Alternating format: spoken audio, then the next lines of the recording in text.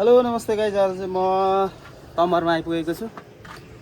हामी दुईटा गाडी छौँ आज पनि, मेरो भाइ खेम अनि म। हामी चाहिँ यहाँ आज समयअनुसारको खेती यहाँ आँप लिन लागिरहेको छौँ। यहाँ हाम्रो बुढी बोजू हुनुहुन्छ, आमा मेरो त बोजू,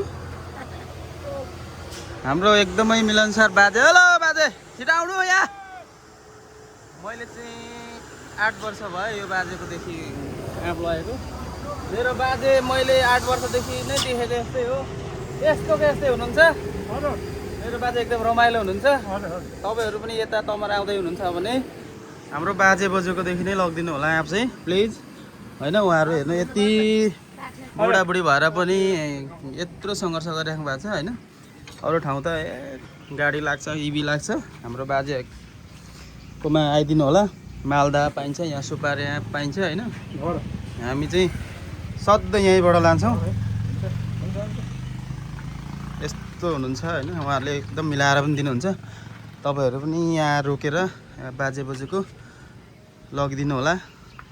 मेरो चाहिँ यो अनुरोध हो। मैले चाहिँ सधैँ यहाँबाट लाने गरेको छु। थुप्रै वर्ष भयो बाजे, मैले कति वर्ष भयो तपाईँलाई यस्तै देख्छु, होइन? थुप्रै वर्ष भयो, 10 वर्ष जति भयो। अनि म जहिले यहीँ रोक्छु। बाजे बोजूको राम्रो होस् नराम्रो होस्, मलाई चाहिँ अलिक दया लाग्छ।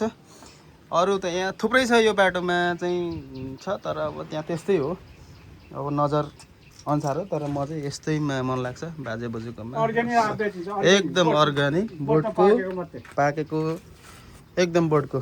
उहाँहरू यस्तो दुःख गर्नुहुन्छ नि, बुढाबुढी भए पनि यस्तो छ। लगाइ तपाईँहरू पनि यहाँ भिजिट गरेर उहाँहरूको 1-2 केजी लगिदिनु होला, धेरै नभए पनि। एकदम रमाइलो छ।